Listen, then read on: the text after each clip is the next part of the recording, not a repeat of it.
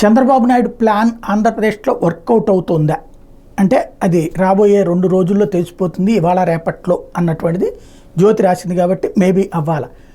రాష్ట్ర డీజీపీ, రాష్ట్ర చీఫ్ సెక్రటరీతో పాటు 25 మంది ఐపీఎస్ని, దాదాపు 15-18 మంది ఐఏఎస్ని మార్చాలన్నటువంటి చంద్రబాబు గారి సంకల్పం. తద్వారా అసలు తమ మాట వినని, జగన్ మాట వినే అధికారులందరినీ, ఐఏఎస్లు ఐపీఎస్లందరినీ బదిలీ చేసేయాలన్నది చంద్రబాబు గారి ప్రయత్నం. అందుకోసమే అసలు భారతీయ జనతా పార్టీతో పొత్తు పెట్టుకుంది, ఈసీతో పనులు చేయించుకోవడం కోసమే.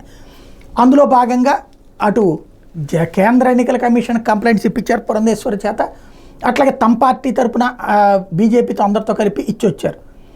ఏదో క్షణంలో ఎన్నికల్లోపు అంటే ఏదో జరిగిపోతుంది రాష్ట్రంలో అనే ఒక ఫీలింగ్ కల్పించాలి.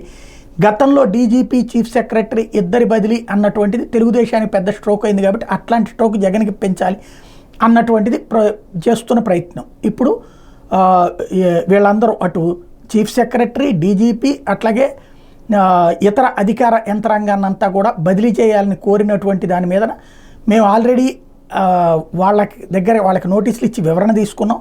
ఈ వివరణ కేంద్ర ఎన్నికల సంఘానికి పంపించాం. వాళ్ళు ఏ నిర్ణయం తీసుకుంటే అది తీసుకుంటారంటూ కింద మన ఆంధ్ర ఎన్నికల సంఘం చెప్పేసి, కానీ వీళ్ళు రాస్తున్నది బదిలీ అయిపోతుందని. ఖచ్చితంగా అది జరిగే అవకాశమే కనబడుతుంది వీళ్ళ ప్రయత్నం చూస్తుంటే.